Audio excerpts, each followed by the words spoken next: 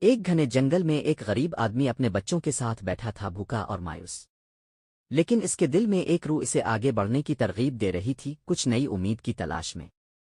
سفر کے دوران اس کا سامنا ایک بندر سے ہوا جو خون کے ایک پانی کے کنارے بیٹھا تھا۔ بندر نے اوپر دیکھا اور کہا، میں تمہارے ساتھ چلوں گا۔ دونوں ساتھ سفر پر نکلے، قسمت اور کھانے کی تلاش میں۔ راستے میں ان کی ملاقات ایک آدمی اور عورت سے ہوئی جو رسی بنا رہے تھے۔ شرارتی بندر ہنسی خوشی ان سے رسی چھین کر بھاگ گیا۔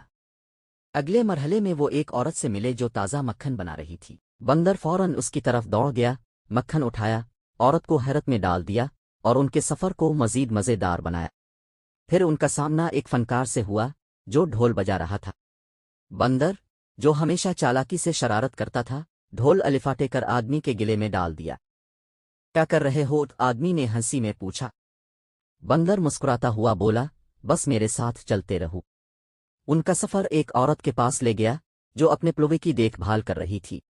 بندر ایک پلی کو الفاٹے کر بولا، یہ بعد میں ہمارے کام آئے گا۔ آدمی محض سر ہلا کر رہ گیا۔ آخر کار وہ ایک محل پہنچے جہاں ایک طاقتور جن اپنی چمکتی ہوئی خزانوں کے درمیان بیٹھا تھا۔ جن نے گرجدار آواز میں کہا، کون میرے آرام میں خلل ڈال رہا ہے؟ بندر نے سرگوشی کی، اس سے کہو کہ تم اس سے طاقتور ہو۔ جن نے آدمی کو چیلنج کیا اور اپنے بالوں کو وپ کی طرح لہرایا۔ آدمی نے رسی پھینک دی۔ جن نے زہر تھوکا اور آدمی نے مکھن کا ایک گولا پھینک کر زہر کو بے اثر کر دیا۔ پھر جن نے بندوق الفاچیل دی اور آدمی نے بھونکنے والے کتے کو آزاد کر دیا۔ جن اس کی دہشت سے ڈر گیا اور پیچھے ہٹ گیا۔